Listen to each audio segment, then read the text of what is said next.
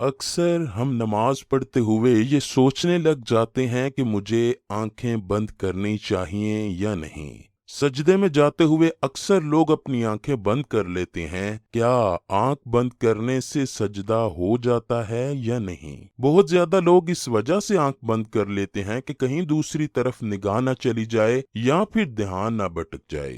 دین اسلام کے 5 ستونوں میں سے ایک اہم ستون نماز ہے، اور سوچیں کہ اگر ہمیں یہی نہیں پتا کہ نماز میں آنکھیں بند کرنے سے کیا ہوتا ہے، تو پھر ہر نماز میں کبھی ہم آنکھیں بند کریں گے اور کبھی کھولیں گے۔ قرآن کریم کی 70 سے زیادہ آیات میں اللہ پاک نے نماز قائم کرنے کا حکم فرمایا ہے، کیونکہ نماز مومن کو اللہ کے قریب کرتی ہے۔ یہی وجہ ہے جو لوگ اللہ کی یاد میں ہر وقت مشغول رہتے ہیں، ان لوگوں پر اللہ کا خاص کرم ہوتا ہے۔ خدا کے ذکر کے علاوہ کوئی ایسا ذریعہ نہیں کہ جس کے ذریعے ہم خدا تک پہنچ سکیں۔ نماز ادا کرنے سے ہمیں دلی سکون بھی میسر ہوتا ہے۔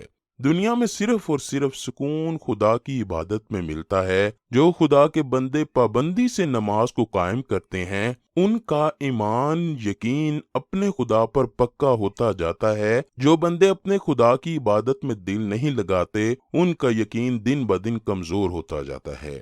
نبی کریم رحمت عالم حضرت محمد صلی اللہ علیہ وآلہ وسلم کی ایک حدیث کا مفہوم ہے کہ مسلمان اور کافر میں فرق نماز کا ہی ہے، جو بتاتی ہے کہ مسلمان کون ہے اور کافر کون ہے۔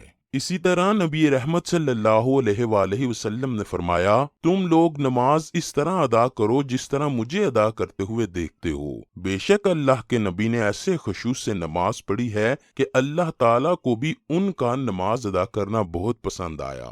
اعلان نبوت سے پہلے خدا کے رسول غار حرا میں جا کر عبادت کیا کرتے تھے۔ وہ اپنے آپ کو عبادت میں اتنا مشغول کرتے کہ دنیا کی ہر کام کو اپنے ذہن سے نکال دیتے۔ جب اعلان نبوت ہوا تو رسول اللہ صلی اللہ علیہ وآلہ وسلم چھپ کر نماز ادا کیا کرتے۔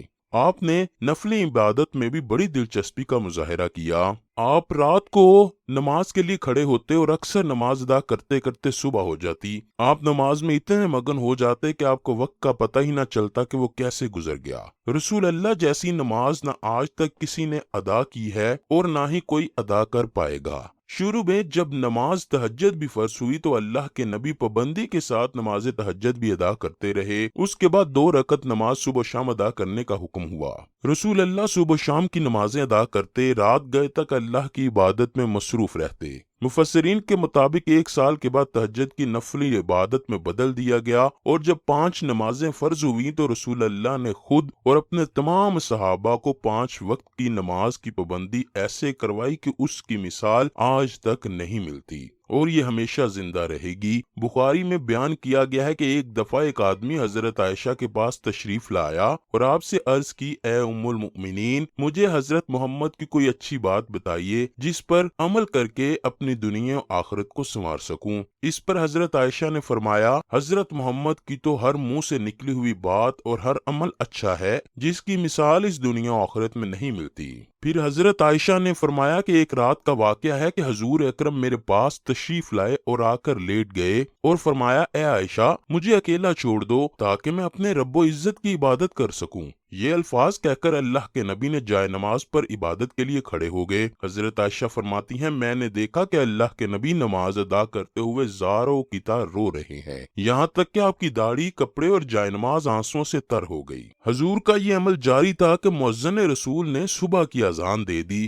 میں نے عرض کیا، اے اللہ کے نبی، آپ اس قدر کیوں روتے ہیں؟ آپ تو اللہ کے پیغمبر اور جنتی بندے ہیں۔ آپ نے فرمایا، اے عائشہ، کیا میں اپنے رب کے شکر گزار بندوں میں شامل نہ ہو جاؤں؟ آپ ساری ساری رات نماز میں گزار دیتے۔ آئیے اب اس سوال کی طرف چلتے ہیں کہ نماز میں آنکھیں بند کرنی چاہیے یا نہیں۔ پیارے دوستو، یہ جان لیجئے کہ نماز میں آنکھیں بند کرنا مکروہ ہے، یعنی بنا ضرورت آنکھیں بند کر کے نماز پڑھنا منع ہے، کیونکہ حالت قیام سجدے کی جگہ کو دیکھنا مسنون ہے اور سنت رسول بھی ہے۔ ویسے بھی کچھ حدیث موجود ہے جن میں آنکھیں بند کرنا نبی کریم سے ثابت نہیں۔ بخاری کی حدیث نمبر 750 ہے کہ حضرت انس رضی اللہ تعالیٰ عنہ سے روایت ہے، انہوں نے کہا کہ رسول اللہ صلی اللہ علیہ وآلہ وسلم نے فرمایا، لوگوں کو کیا ہوا، وہ نماز میں اپنی نظریں آسمان کی طرف اٹھاتے ہیں، پھر آپ نے اس کے متعلق بڑی سختی سے ارشاد فرمایا لوگوں کو اس سے باز آنا چاہیے یا پھر ان کی بینائی کو اچک لیا جائے گا۔ اس حدیث سے پتہ چلتا ہے کہ نماز میں آسمان کی طرف دیکھنا منع ہے، یعنی نیچے سجدے کی جگہ دیکھا جائے، اور یہ دیکھنا آنکھ کھولے بغیر تو ممکن نہیں ہو سکتا۔ اسی طرح بخاری کی حدیث نمبر 752 ہے کہ حضرت عائشہ سے روایت ہے کہ رسول اللہ نے ایک داری دار چادر میں نماز پڑھی، پھر فرمایا کہ اس کے نقش و نگار نے مجھے چکرا دیا ہے، اسے لے جا کر ابو جہم کو واپس کر دو اور اس کی بجائے ایک سادی چادر لے آؤ۔ اس حدیث سے پتہ چلتا ہے کہ رسول اللہ کی نظر داری دار چادر پر پڑنے کی وجہ سے نماز میں آپ کو چکر آئے، گویا نماز میں آپ کی آنکھیں کھلی تھیں، تبھی تو آپ کی نظر چادر پر پڑی۔ اسی طرح بخاری کی حدیث نمبر 476 ہے کہ حضرت ابو معمر راوی ہیں کہ ہم نے حضرت خباب رضی اللہ تعالیٰ عنہ سے پوچھا کیا رسول اللہ ظہر اور عصر کی رکعتوں میں فاتحہ کے علاوہ کوئی اور سورت بھی پڑھتے تھے؟ انہوں نے فرمایا ہاں، ہم نے حضور اکرم کی داڑھی مبارک کے ہلنے سے سمجھا ہے کہ آپ کوئی اور سورت بھی پڑھتے تھے۔